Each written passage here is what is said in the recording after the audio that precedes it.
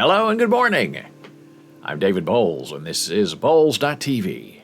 BOLES.tv, coming to you live and in person, Monday through Friday at 9 a.m. Eastern.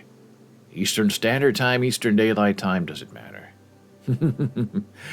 I saw someone on a group chat saying, Eastern Time is the most disadvantaged time in the entire geography of the world. I think that was a person coming from the Mideast or Europe or someplace like that. Wake up! Well, we are at that time of year, at least here on the East Coast, where the weather is changing. And I guess there are new allergens in the air because my scalp itches, my eyes are itchy, my neck is itchy. I take an Allegra allergy pill every day of my life. And it's not helping. Now, I go to the skin doctor tomorrow for my monthly checkup. It seems like I was just there. But that's what happens as you get older. Time flies. When you're having fun. And it's all about how long you've lived. There was a big thing on TV the other day about time, space, and aging, but it's just as simple to explain that a year in the life of a 5-year-old takes 5 years. So it's a forever time. Whereas a year in the life of a 72-year-old person is 1/72nd of their life and not 1/5. So we're back at it tomorrow. We'll see what happens. Maybe my skin doctor will have some advice on the terrible itchy skin. And maybe I'm just not drinking enough water. Too much coffee and more water to flush out all these toxins that are in the air. I don't know. There's a lot of construction around. A lot of pollen, a lot of dust, a lot of filth and dirt. And not speaking of filth and dirt, Jana Marie makes her successful return to her show on the weekend. Saturdays and Sundays, 11 a.m. Eastern. And she talks about disability, sign language, communication, nonverbal communication, wonderful stuff. And it's all without sound. There is no sound. It's her typing and her signing and people asking questions in live chat. And maybe people will use our Discord channel for that, and maybe people will just chat here normally as we chat. Oh, here's Mr. Gordon, Commissioner Gordon. But she's not afraid to get down and dirty with ASL, so to speak. That's very true. The down and the dirty and the filthier it gets. That's where she finds her success. Now, waiting to go on the air, I see our friend Igba1 has made a triumphant return to this live stream with a star, which is very nice and appropriate. And our friend Igba is a regular on our Discord chat channel, an NFT artist. And yesterday, as I said in my reply to my friend, we talked about our friend for at least 20 minutes yesterday, talking about art and inspiration and castles and ghosts and Vladimir Putin and all these other interesting things. So if you missed it, you can catch it again on our Twitch stream and video on demand. If you're not subscribed, you can always go to BOLES, Boles.live, LIVE, and check our video on demand there.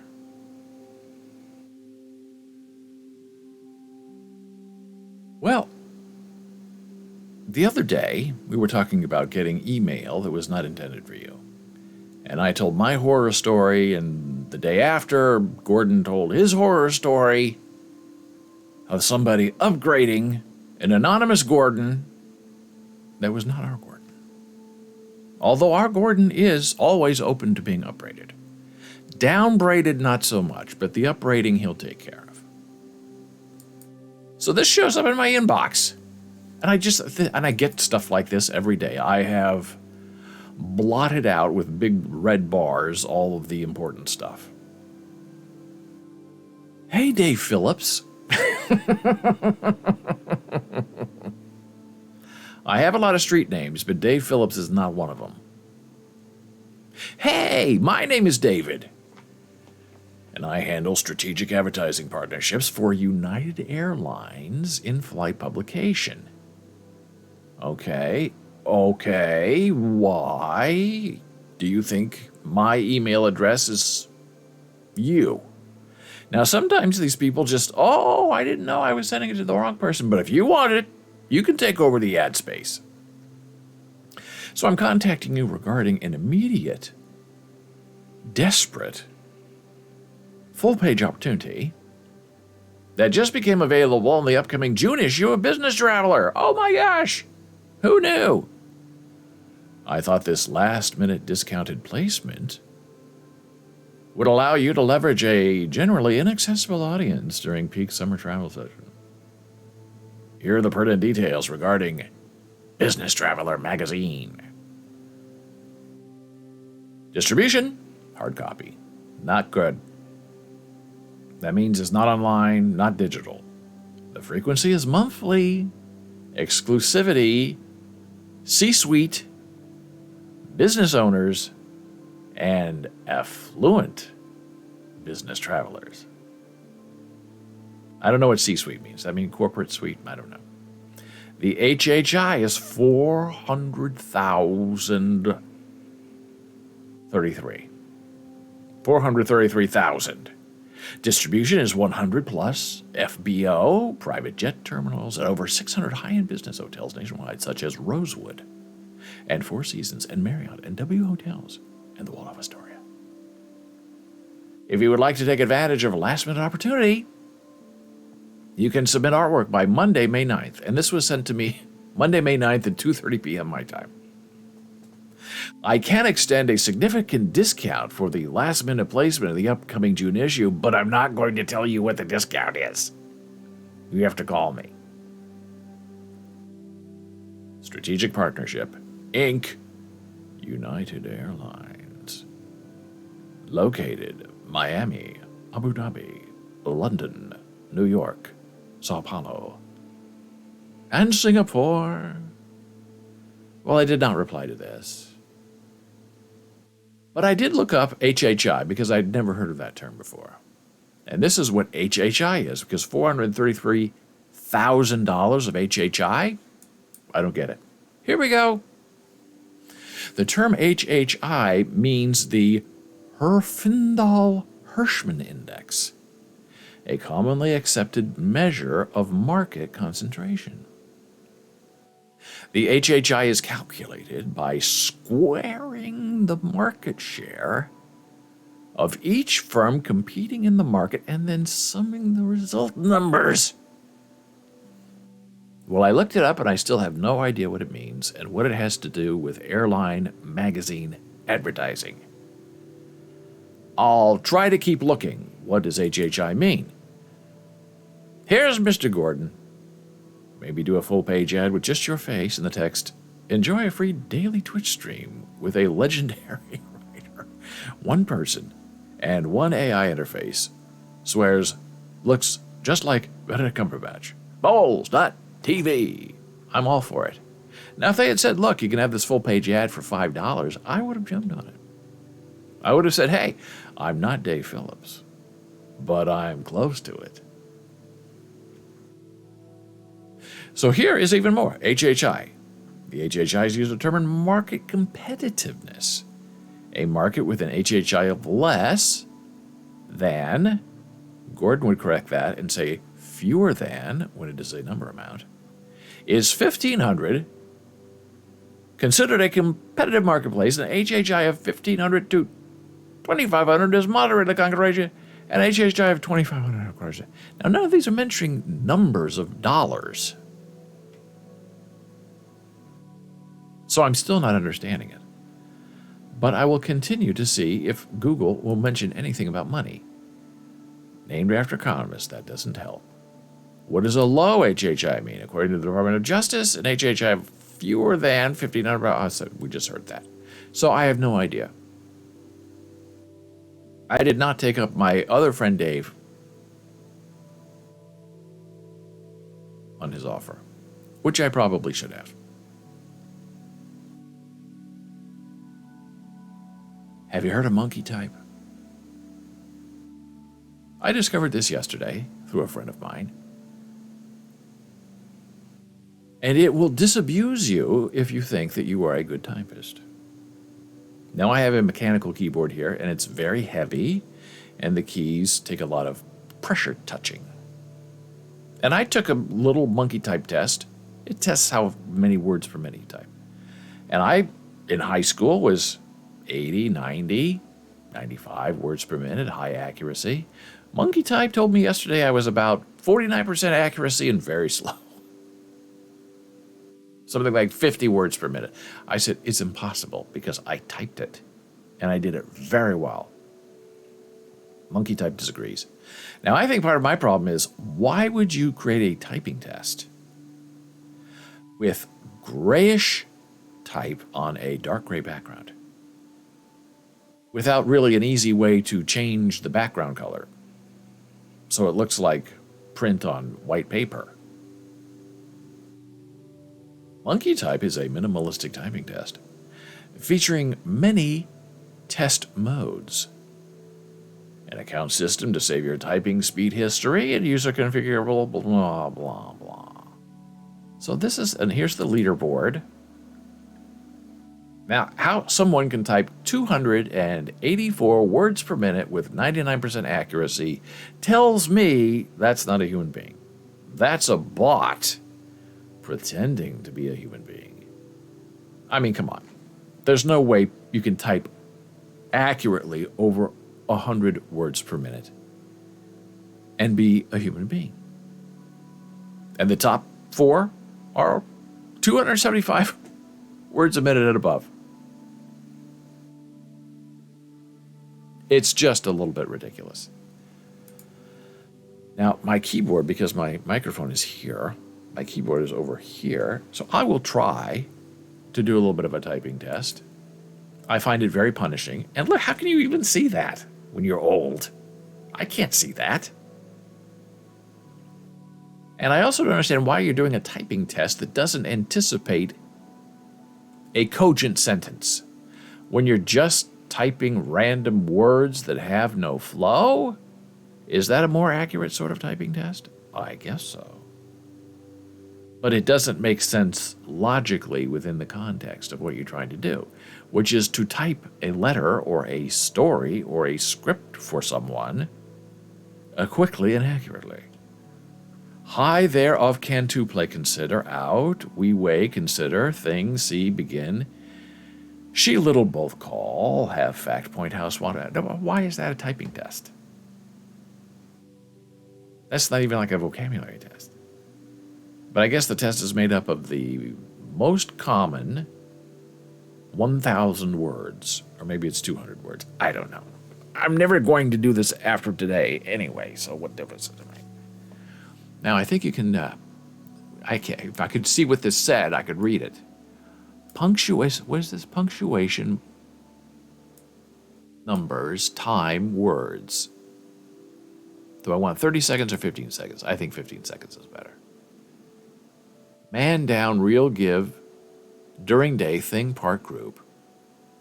Same those find off after one would down number and much one part lay, school number. Whatever. I will try. I think it starts when I start typing. And I have it set up, I think, where you can go back and make a correction. Spaces count in your favor. And if you see red letters, you're in trouble. I had a few red letters yesterday, but not that many. So here we go. I'm typing sideways, so it's not really fair. Man, down. Oh, see, I forgot the type. Down, real, give the space. During, day, thing, part, group, same, those, find, off, at. Words per minute. 50, which is terrible. Accuracy 92, which is better than yesterday. The test type was 15 seconds. And my consistency was a 49%. Terrible. Just absolutely terrible. Maybe I'll try again. Where is it? Keyboard.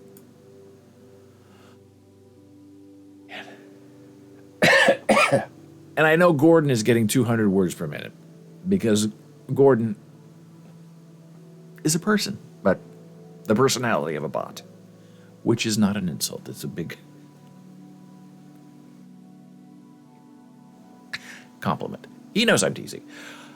I'm avoiding doing this. That's why I'm making jokes. Okay, 1, 2, school, early, mean, most, how, will, public, down, no, a, very new, stand, should, people, small, into, consider, like, 76, accurate is 90, a little bit better. And now I've tired myself out. But that's okay. It's sort of fun. It brings back the old days of high school typing class. Great, big, huge Olympia typewriters. Mechanical. LLL, KKK, MMM.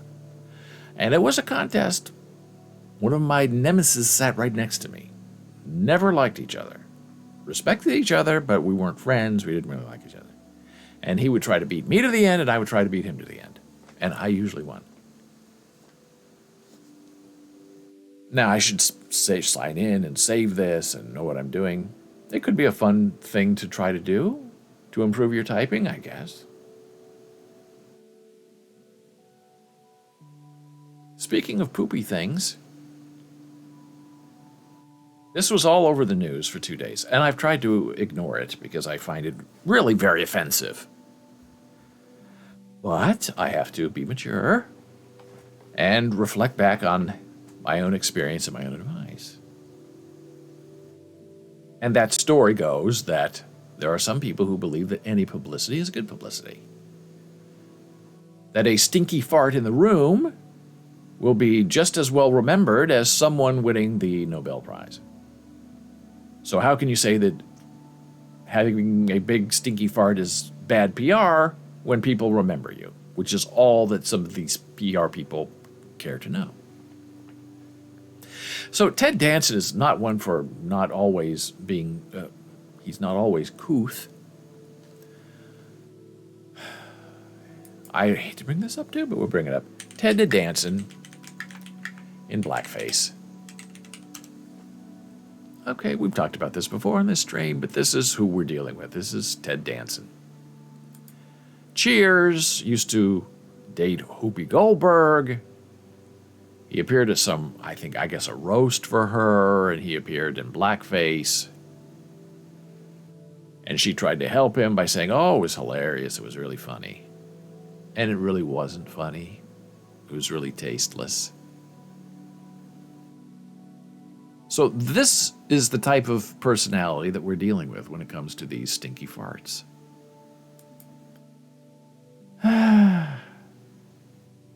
And I mentioned it to Jana Marie, and she was like, oh. Because I thought, well, maybe, I think it's gross and dumb, but I thought, well, maybe she would think it's interesting. And she didn't. So Ted Danson went on the Kelly Clarkson show. And I guess he has new hearing aids, which is a wonderful thing. People know Ted Danson, people like Ted Danson, people remember Ted Danson. That means Ted Danson has some power and some responsibility. And as Peter Parker knows, with great responsibility comes even greater crimes.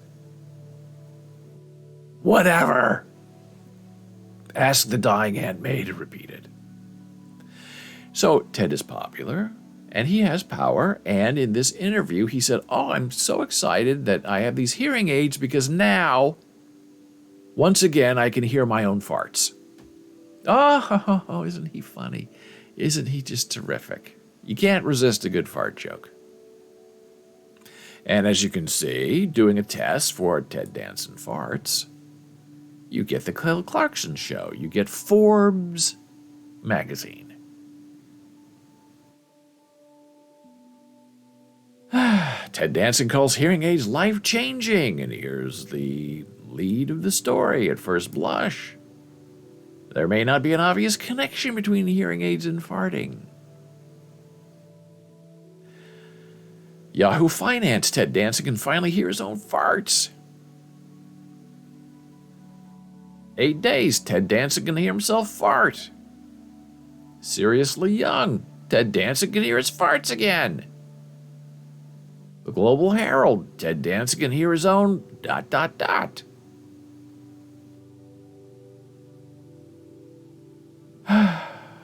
Ted Danson can hear himself break wind. Must be a British tabloid.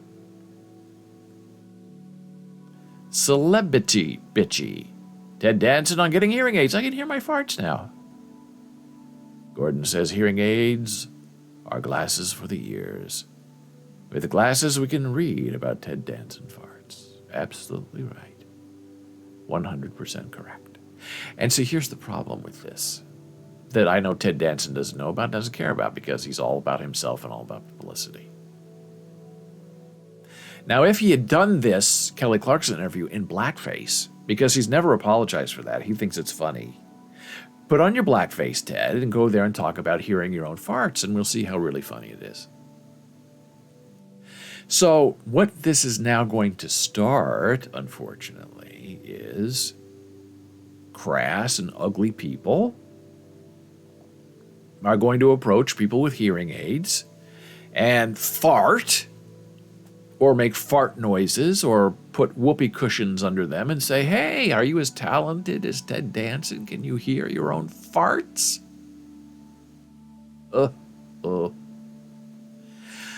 It's just gross and unfortunate. And it reminds me of being a young amateur vegan and going out and trying to, eat vegan at a regular restaurant with other people, and they would order a beef cow hamburger, and they would pick up the burger from their plate and put it in your face and go moo, moo, and make the dead beef patty moo at you. Same thing. Oh, you're deaf. Oh, you need hearing aids. Well, here's a big fart for you. Here's the new fart test, hearing test. And you go in there and you have, people farting in each ear. Raise your hand when you smell the fart. This is our new world. And we have to survive in it. With people like Ted Danson. And now it's that time of day. We're going to take a very brief blood pressure break. We will return momentarily.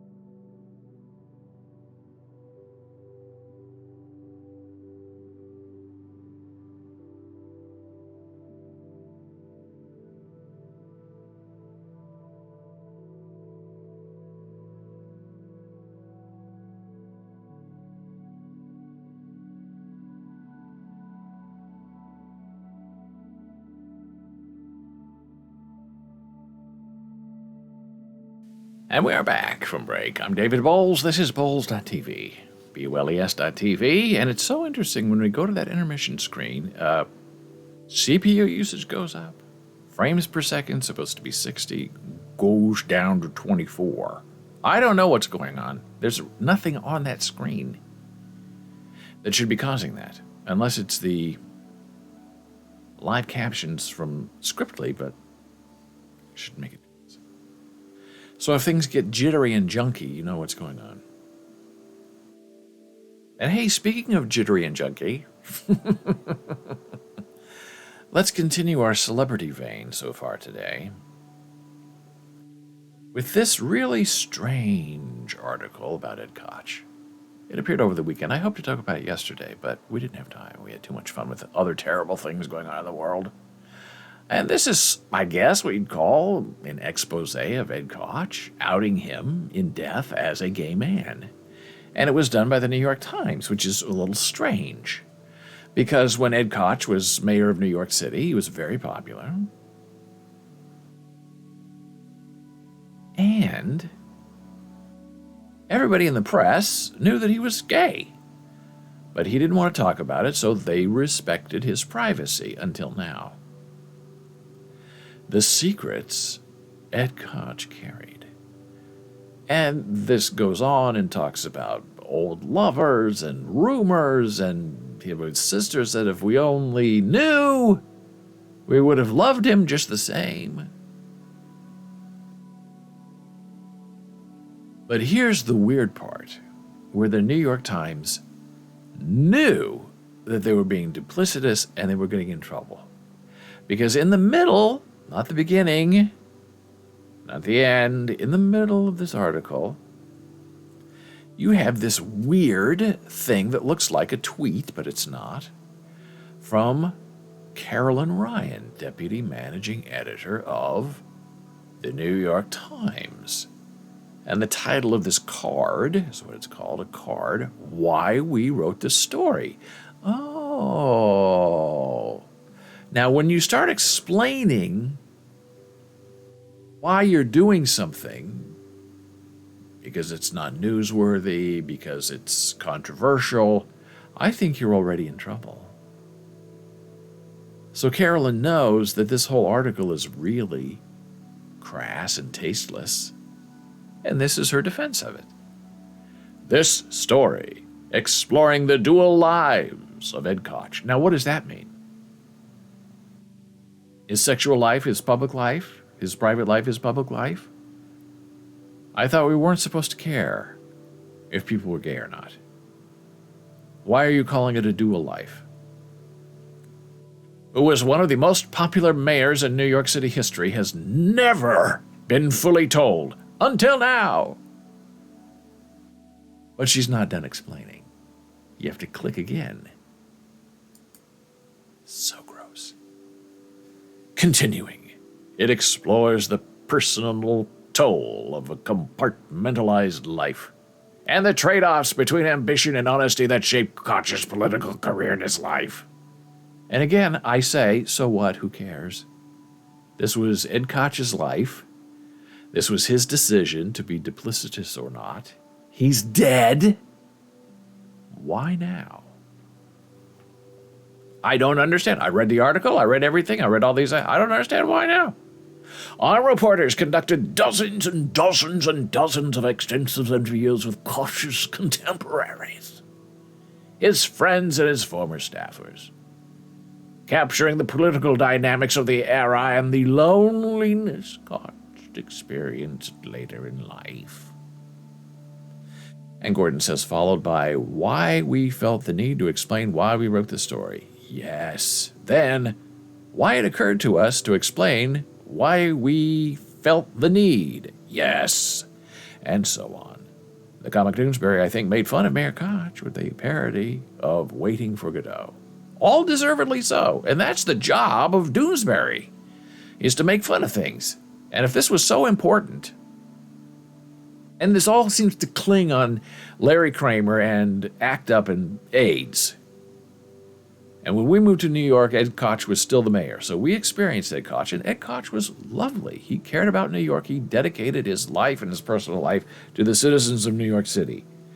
And the story, this as it unwraps, is, oh, isn't it ironic that New York City was being eaten alive by HIV and AIDS, and the mayor was a gay man? I mean, really. He wasn't an evil person like Roy Cohn, Angels in America, Donald Trump. He's not that kind of guy. He's just a big dumb guy who was gay and who didn't want to talk about it. And it was lonely at the end of his life.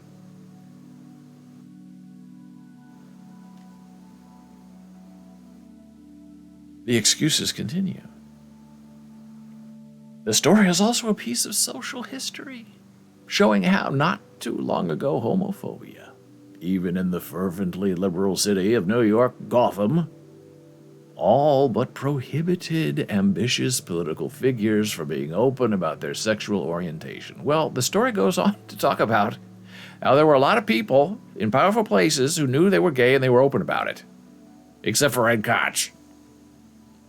2 more explanations to go. This unwritten chapter in the Ed Koch biography was especially urgent for us to do now, given that many of those who know the story best are elderly. What? Ed Koch is dead. A lot of the people around him are dead.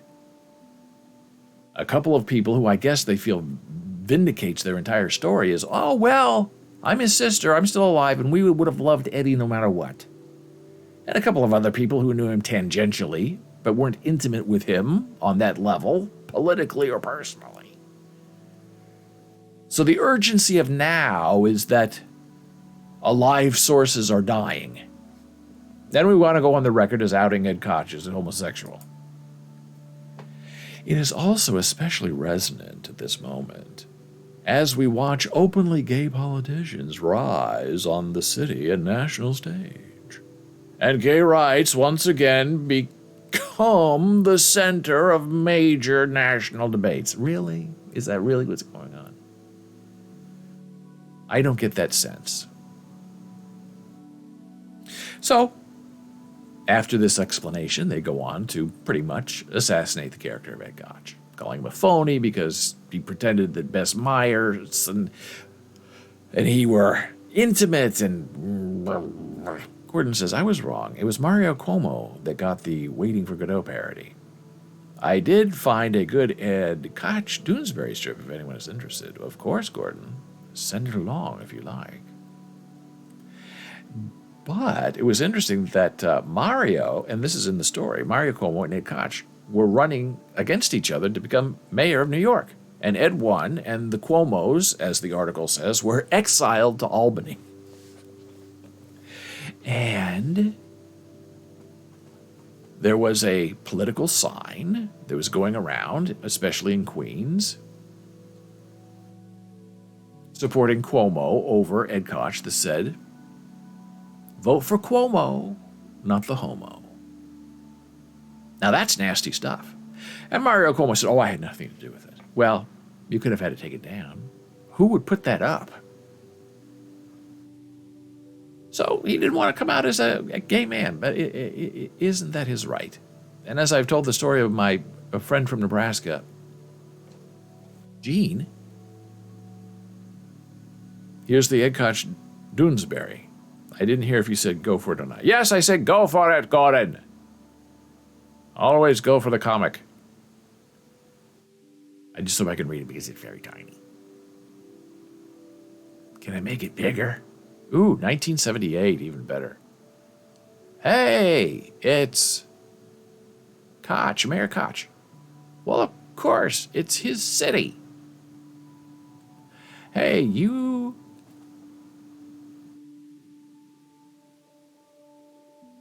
I can't see what that says. Hey, Kochi, is that what it says? Here to endorse political repression in Iran. Not at all, young man. Personally, I'm very big on human rights, but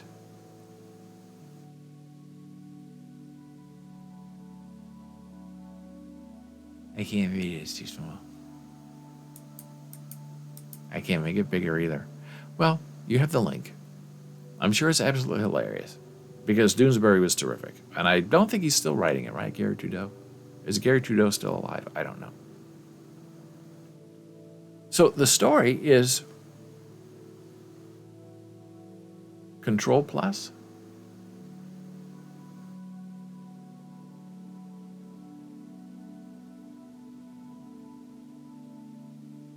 Control Plus. Oh, I see what you're trying to tell me to do. Let me see. Will it work? Control Plus. Boom, boom. Ah! I think I can just even do that via the view thing. Oh, it's not making the cartoon bigger. Oh. I guess it made it a little bit bigger. I'll keep going. Uh-oh, I went too far. Now it's made it tiny again. Oh, isn't that interesting? What does this do? Search for. Oh. I used to have a subscription to Go Comics. I love Go Comics. Now I have to go down a little bit. Oh. That was a little bit better, I think. Hey, look. It's Koch. It's Mayor Koch. Well, of course. It's his city. Hey, Kochi. Here to endorse political repression in Iran. Not at all, young man. Personally, I'm very big on human rights. But conditions are much worse in the Soviet Union. Good point, sir. Oh, Barney, it's not. Well, gotta go, boys. Keep it peaceful. And so I tell the story of my friend Gene, who was a television producer in Lincoln. Married for 30 years, 3 beautiful daughters, and a wife. And then he turned 50, and he told me that all his life he was a gay man, closeted.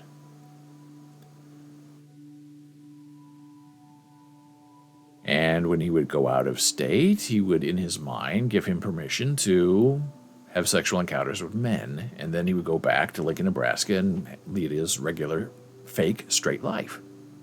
So he said, when you get to the age of 50, and you are, this was 30 years ago, you come to realize that your life is a lie, even though you have a beautiful family. And when you're a gay man 30 years ago, you want to have kids.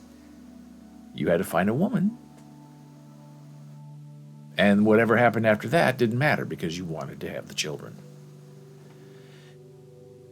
And he said then you reach the age of 50 and you realize your entire life is a lie, and you either jump out of the 8th floor of the Stewart Building, which was a big office building in downtown Lincoln, or you come out as gay and destroy the lives of everyone you've ever loved.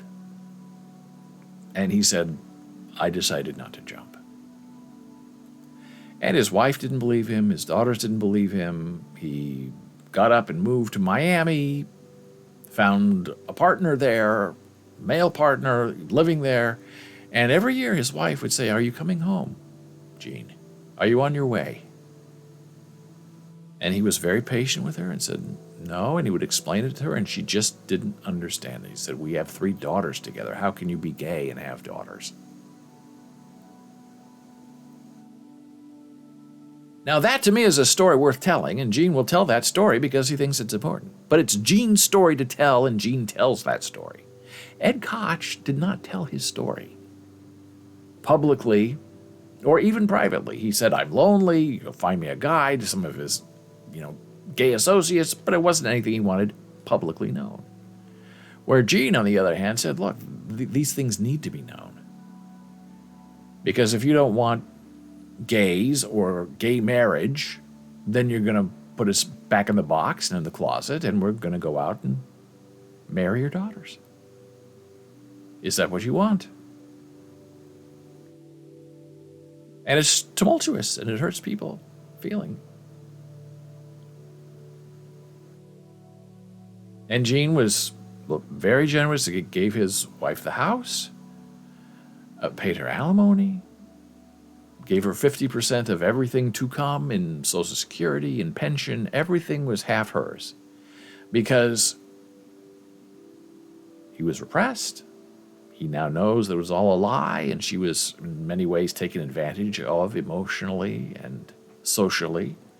And so he has done everything within his power to make it right. But for her, it probably will never be set right. I believe his daughters understand and are caring about him. But he also said he's finally the person he's always meant to be. And he showed me a big picture in his bedroom, blown up, huge picture, that looked like it was from the 1920s, but I don't think it was that old. But it was Gene, as a 6-year-old, posing in a dirt street in a small town, wearing his mother's black dress. And he even had a hat with a veil on it, like he was in mourning. And he said, David, from that point in my life, I knew I was a gay man. And it took me 50 years to come out. Now, that is a difficult story, and that is a story that is worth telling and worth sharing. Now, this story about Ed Koch, I think, is just really sad and a little bit grotesque. I don't know what the point of it is.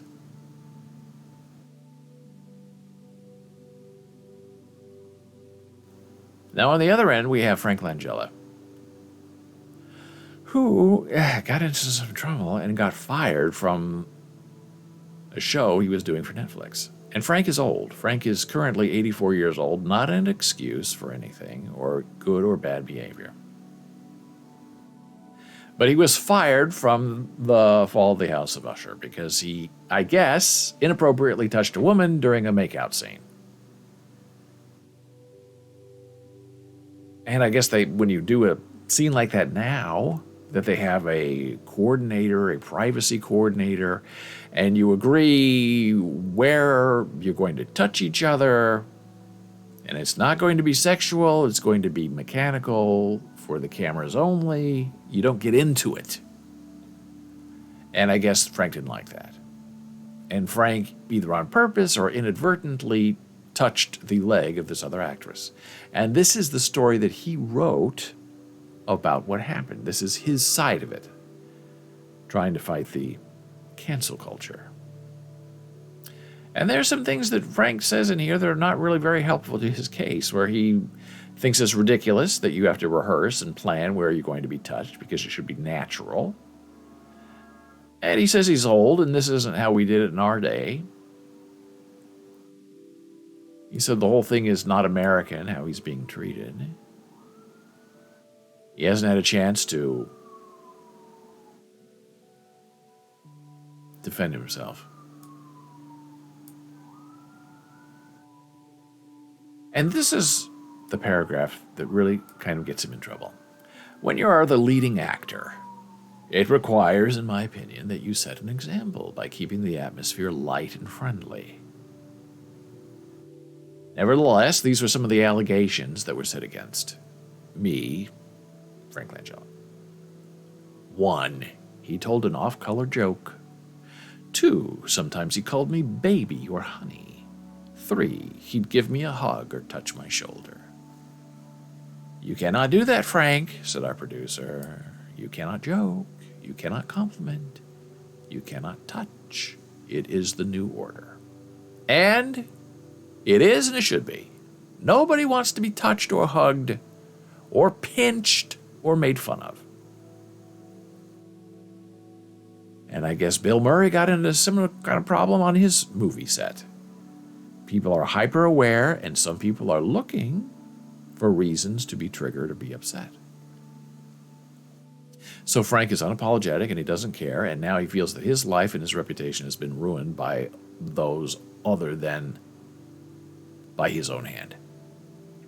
Now, I worked with Frank Langella briefly on the Victory Awards when I first moved to Washington, D.C. before moving to New York.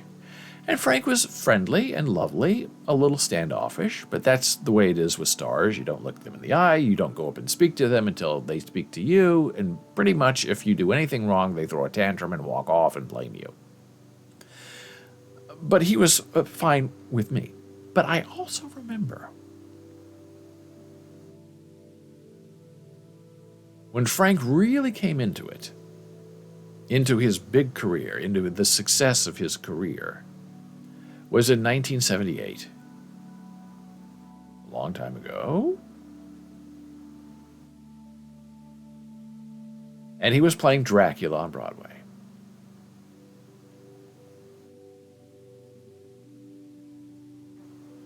And this was big in New York at the time. It's like, oh my goodness, we're going to see Dracula on the stage. Frank Langella, this new young actor, was going to take the city by storm. And I remember this so clearly because it actually did make headlines back in the Midwest, where Frank Langella said, before the opening night of the show,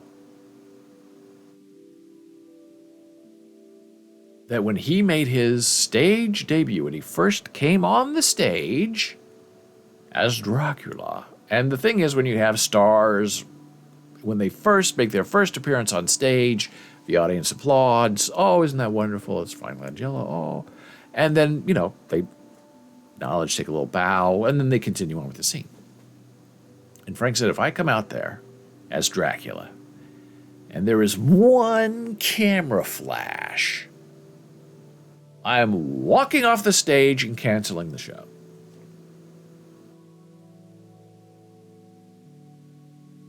And he was the star of the show. He was Frank Langella. He was Dracula. And a whole universe and economy was relying on him playing that role. And in some ways, it was a challenge and a threat to New York City.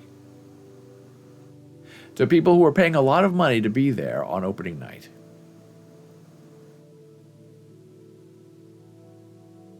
And Frank Langella came out, and there were 1,000 flash bulbs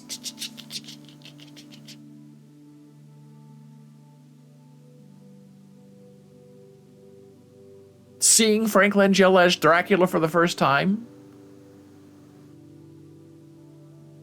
And Frank turned around and walked off stage. It did not come back. Now that is a power play. Now that is a temper tantrum. The Streisand effect before there was a Streisand effect. Don't take pictures of my house or I'll sue you for taking pictures of my house. I'm suing you for taking pictures of my house. Now everyone's taking pictures of my house because I sued you. Don't take a flash picture of me when I come on stage as Dracula. If you do, don't take my picture. Take my picture. I'm walking off. I'm not coming back. Take my picture. Take a picture. Well, now I have to leave. And so there was this big delay, this big drama. Frank is quitting the show. The show's not going to go on. The debut is canceled. What are we going to do? We don't have a Dracula. And eventually Frank was convinced to come back on stage.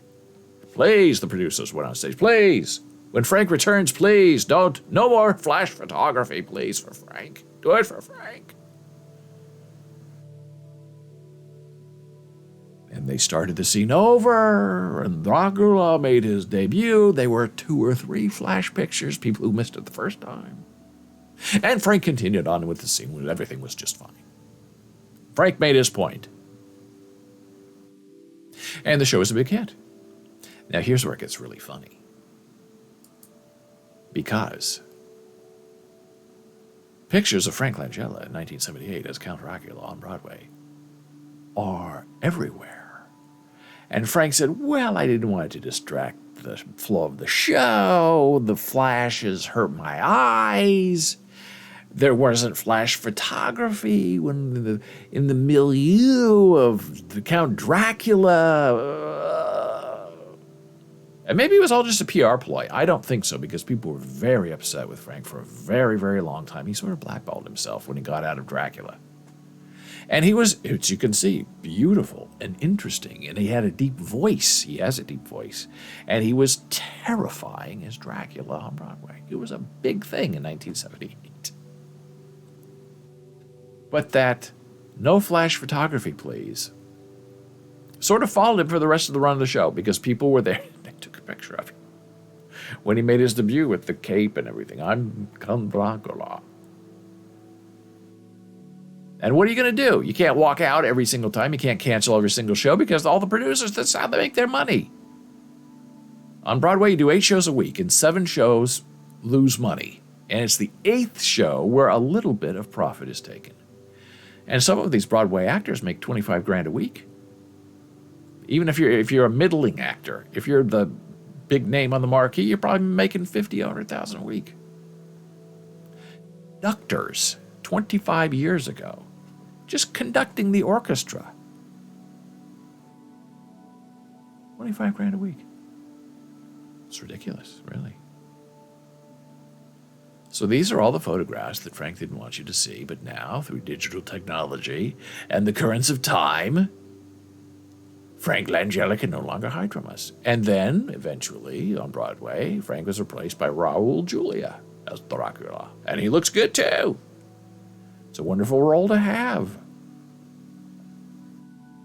There was a big rendition of Dracula done at the University of Nebraska-Lincoln, written by Bill Morgan. He directed it.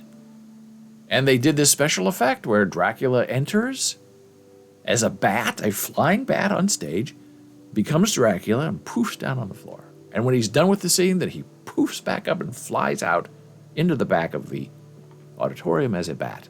And it was really, really interestingly done. So this is Frank. You know, be careful what you say because people are going to test you. Don't cross that line. Oh, if you cross that line, there's going to be trouble. Well, I crossed the line. Now what are you going to do? I forced your hand. We're New York City.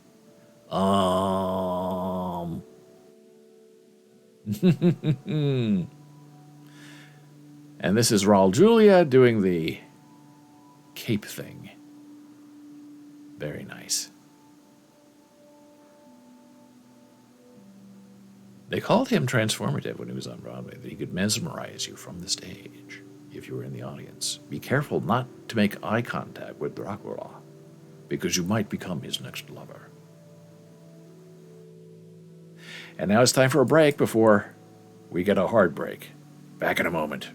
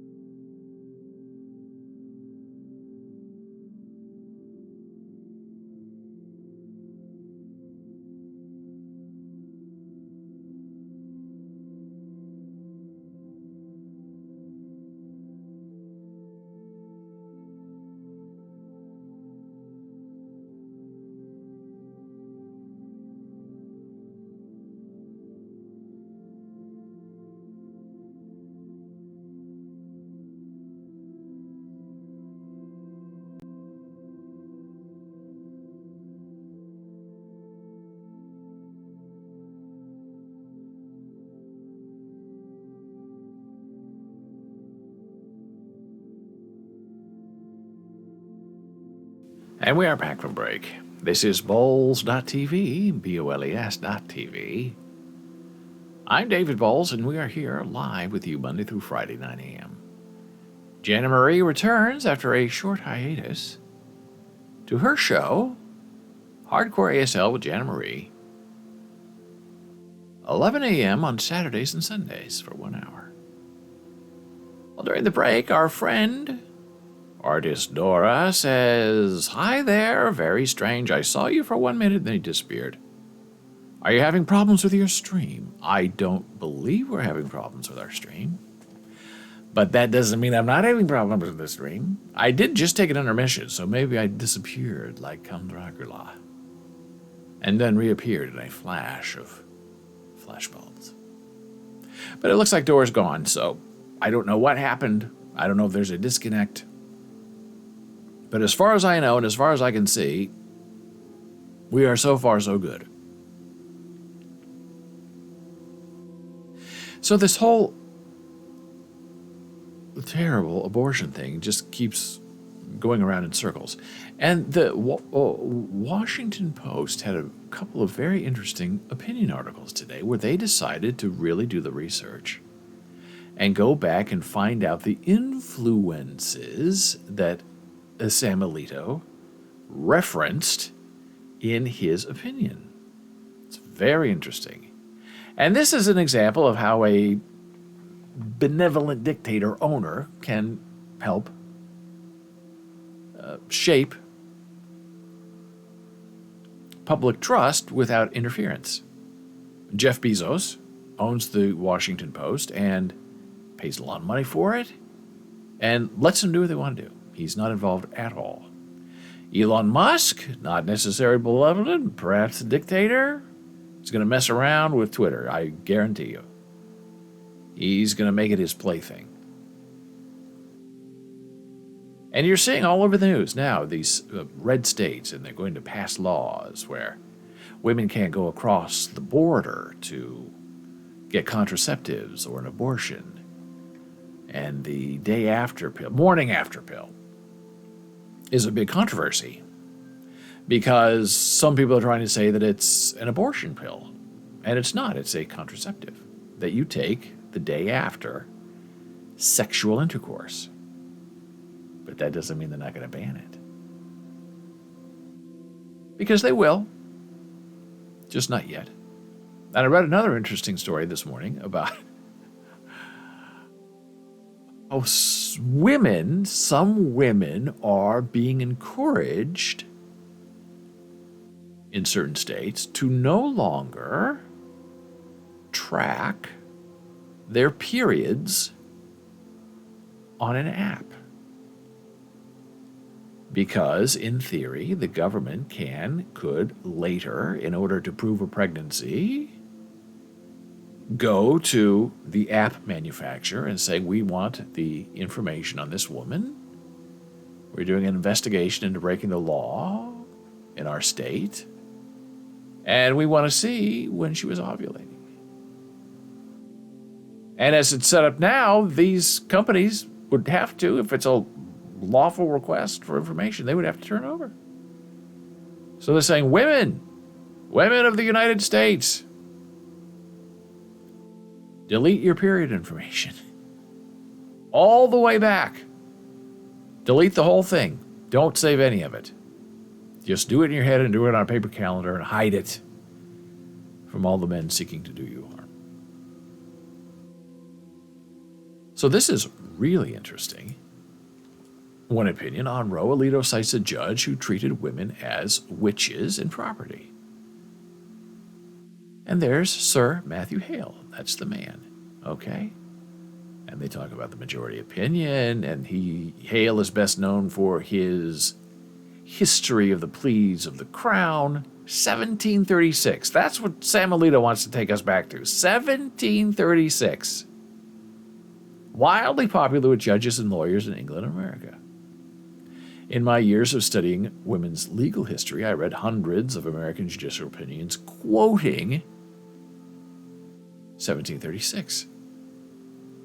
Hale was not writing for women who were excluded from the legal profession and judiciary, But he had a lot to say about women. For example, his pronouncements on rape were bedrocks of American law for generations, and their influence persists. Hale believed that authorities should distrust women who reported having been raped.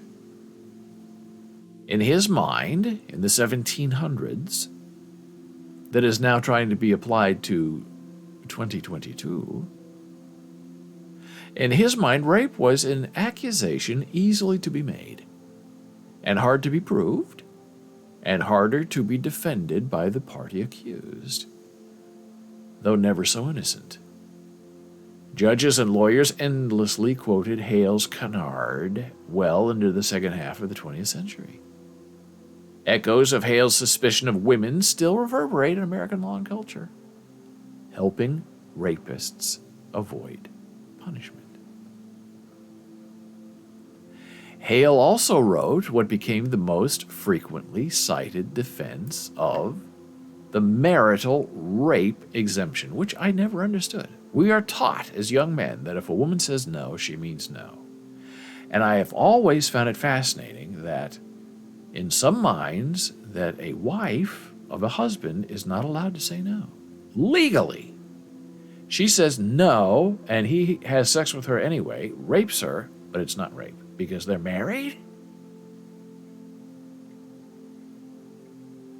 Hale also wrote what became the most frequently cited defense of the marital rape exemption, the doctrine that shielded a husband from prosecution if he raped his wife.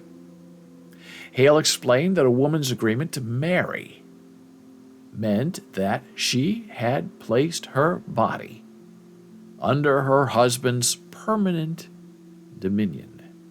Now, dominion does not mean rule over. Dominion means to care for.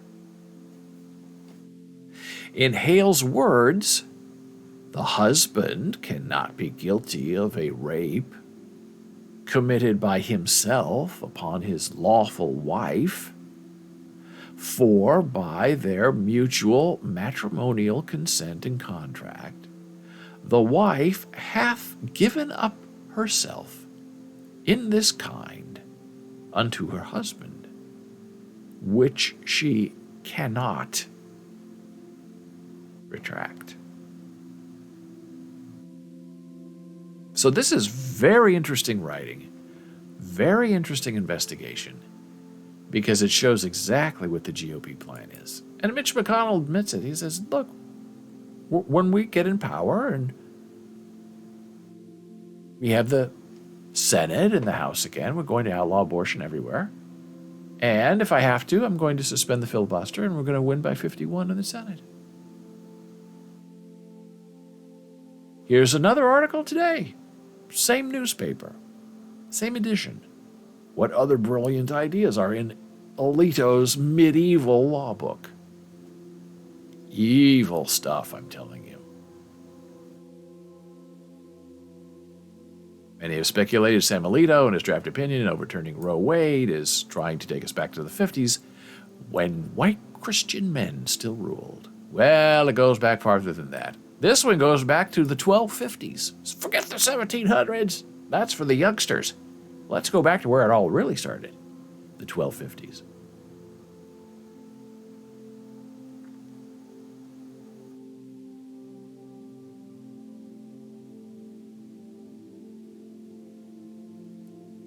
And he was into witch burning. Where he ought to be executed by the sword, he shall not be put to death in any other way, neither by axe nor the spear, by cudgels nor by the rope.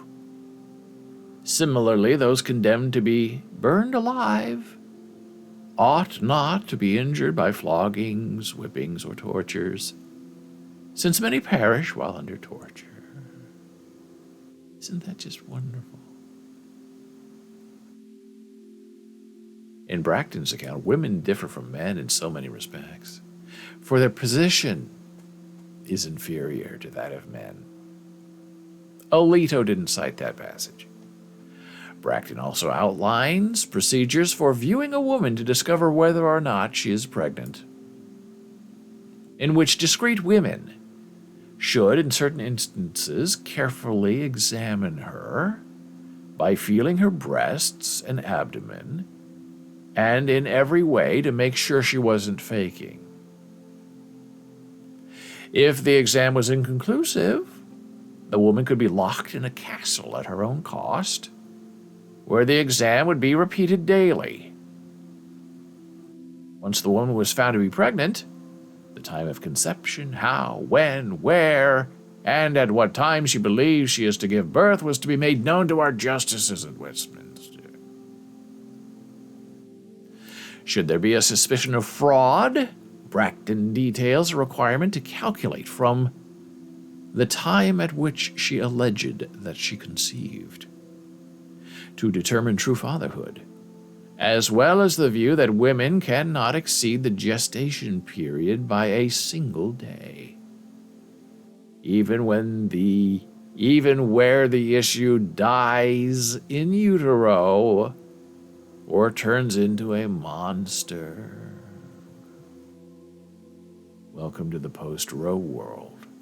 And by the way, we need to download all your period information from your period tracking app. So please comply before we lock you in a castle at your own expense. This is our world. This is what's coming to ache us in the next 10 years. And if you get a new president, and it's conservative, like a Trump, a DeSantis, a Tom Cotton, a Josh Hawley, look out, women. They're coming for you. You've been a little bit too free, a little too uppity these past 50 years, and they're going to set you right. And they're going to start tracking you in interesting ways by feeling you up and having you tested to see if you're faking. Welcome to America. Now we're going to take one final blood pressure break, and we'll come back and wind up the day in an interesting way. Back in a moment.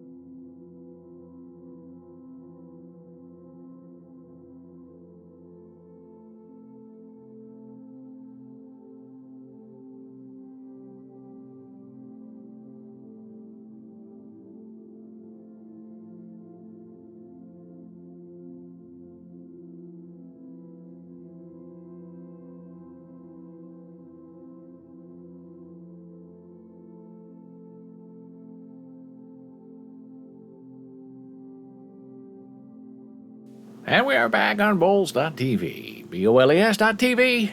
I'm David Boles here, Monday through Friday, trying to make some kind of sense out of this wacky world in which we find ourselves spinning. And we are here Monday through Friday at 9 a.m. And on weekends, Jana Marie Sweeney is here with you, talking about disability and language acquisition and concepts in American Sign Language. 11 a.m. Eastern for about an hour on Saturday and Sunday. Making a return after about a month away, getting very difficult stuff done and cleared from her. A plate of opportunity. So we've had a very interesting show today, and now we're going to finish, which kind of closes a circle. Talked about the hubris of Ted Danson and Frank Langella. The horrible history of Sam Alito, quoting quotes about women from the 1200s and the 1700s to punish them today in 2022. And I don't know why men are so terrified of women that they need to control them so much. But some will say, well, look, hey, when it comes down to it, women are the giver of life. Men are just kind of there. The donators to the giving of the life. And that power terrifies some men. And so we're talking about abortion and the rise of the GOP and Mitch McConnell. And then I read about Sinn Fein taking a rise in Ireland. And I thought, Sinn Fein, isn't that sort of like a political terrorist group? I've watched movies, I've read documentaries, I've read books, I've seen documentaries about Sinn Fein. In Irish, it means we ourselves or ourselves alone. I have always heard ourselves alone. And it's a political party that has widely regarded as the political wing of the IRA, the Irish Republican Army, which is a terrorist organization. They bomb things because they don't want to be part of England. From at least the 1990s, both organizers emphasized their separateness. Organized in Northern Ireland and the Republic of Ireland, Sinn Fein strives for an end to the political partition of the island of Ireland, embodying an ideology that is variously characterized as nationalism and republicanism. Sinn Fein advocates democratic socialism, but some observers question the accuracy of its frequent portrayal as a party of the radical left. The party was led by Gerry Adams from 1983 to 2018. And the early history of Sinn Fein included passive resistance, withholding taxes, the establishment of an Irish ruling council. By 1905, the name Sinn Fein had been transferred from the policy to its adherents. Long, interesting story about Sinn Fein. The Workers' Party were rising up.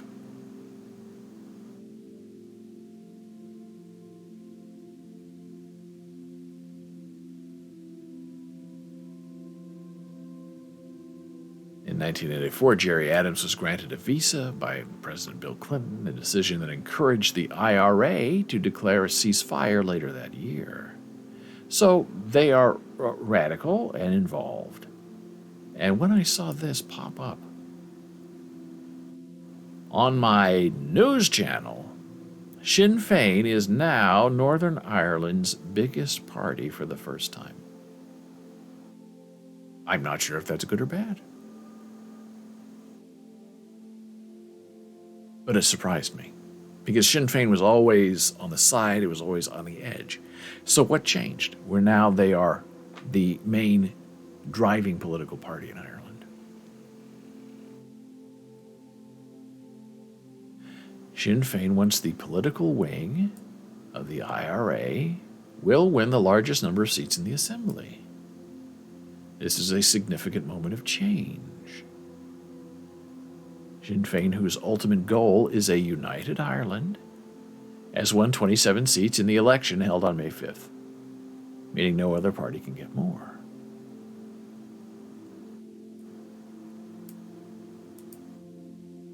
It's the first time a nationalist party, and if we're making a comparison, you could say the MAGA party is sort of a nationalist party, has led results since the power-sharing agreement was established following the 1998 Good Friday Agreement, which largely ended decades of violence between Protestants and Catholics, who generally made up the ranks of Unionists and Nationalists, respectively. Okay? So you have the hard right against the softer left. The results deal blow to unionism and the UK Conservative government. The DUP has campaigned strongly against Northern Irish Protocol, part of the Brexit agreement dealing with the region, and something that Prime Minister Boris Johnson's government wants to get rewritten. Sinn Fein will now get to choose the region's first minister. While the positions of first and deputy first minister are equal, the symbolic difference of a nationalist holding the post would be huge.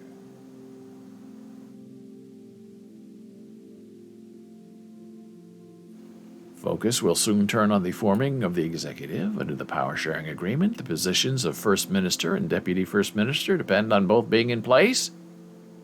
However, the DUP says it won't participate if the protocol remains. So that's big news that Sinn Fein is now in a position of greater power than they've ever had before. And that makes it very interesting when you see articles like this next one about power in America, where small pockets of violence and nationalism explode in other ways to carry influence and iconography into the political spectrum.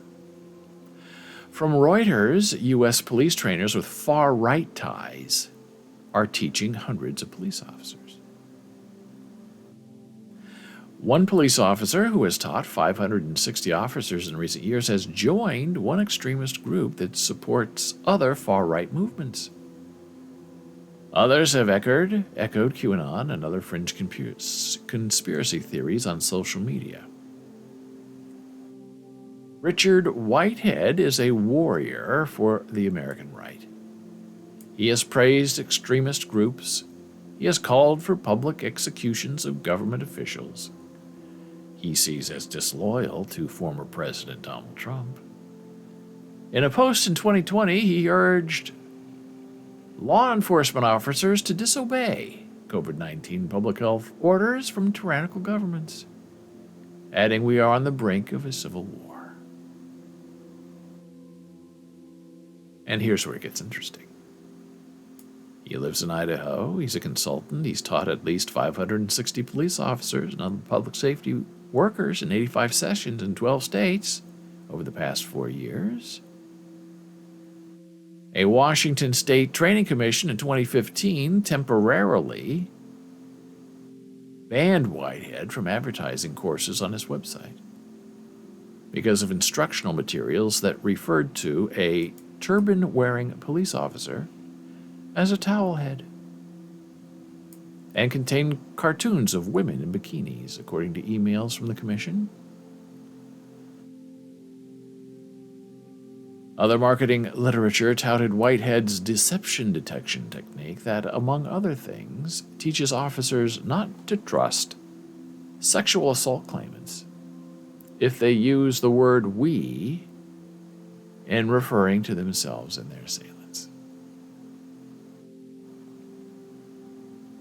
The political extreme becomes mainstream, and you get there by indoctrination and by convincing people that you are right and the others are wrong.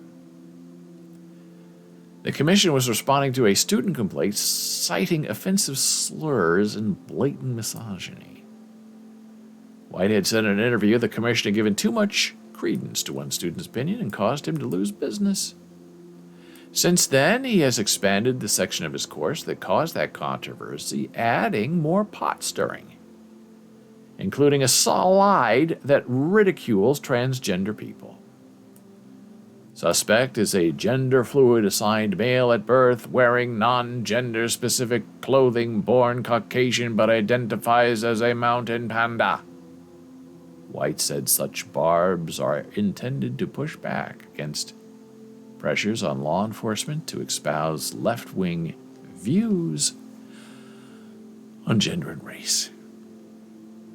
And this is the lesson we're seeing all across the world. Where 30 years ago, Sinn Fein and the IRA were politically connected, throwing bombs, trying to get their way, terrorizing the people into thinking that their way was the only way. And now we have police officers getting trained to not believe women and to put them in boxes. And we have the state wanting to check their contraception and their private lives. And what gets dismissed as an anomaly and a one-off slowly and certainly becomes more tolerable and more mainstream. And, well, maybe it's a little more practical. If we're all on the same page here and we all have an agenda and we set it in motion. And if people don't like what we're saying, then we'll put them in the castle. We'll retrieve them when they have proved that they are not the witch. These are important considerations for living in a modern world that always wants to transpose us back to the 1200s, because times were simpler there. Families were more righteous then. The women listened and obeyed. And is that what we want? Or do we want everyone coming together, thinking of new and interesting ways to take us into the future, and not to propel us back in the good old, dark, repressive times? The decision is yours, my friend, and I hope you think about it. If you have any thoughts or comments, you can always find me via email, david@boles.tv. If you have a pending question for Jan Marie, you can reach her on our Discord server, or you can email her, jana@boles.tv. There's our Discord server link. Go right there, bing, bang, boom, and you're in. You can also follow us on Twitter @DavidBoles with a super follow. On Facebook, we are just regular Boles. On Instagram, we are Boles Books. On TikTok, Boles TV. And if you want to take a look at our video on demand, there's probably advertising, although we don't get any of it. On YouTube, boles.live. And video on demand for subscribers to our Twitch stream, ad-free, with the chat. Twitch.tv/BOLES TV. So until tomorrow, I wish you a lovely day. Beautiful day in New York. It's going to be 70 degrees and sunny skies, and right now it's 60 degrees and sunny skies. Big day ahead. Lots of wind, though. And I hope you have a wonderful nap and a good rest. And when ye shall awaken, may your soul be filled with joy, and no one asking to see any of your period records or to fill you up in a castle at your own expense. I'll see you tomorrow.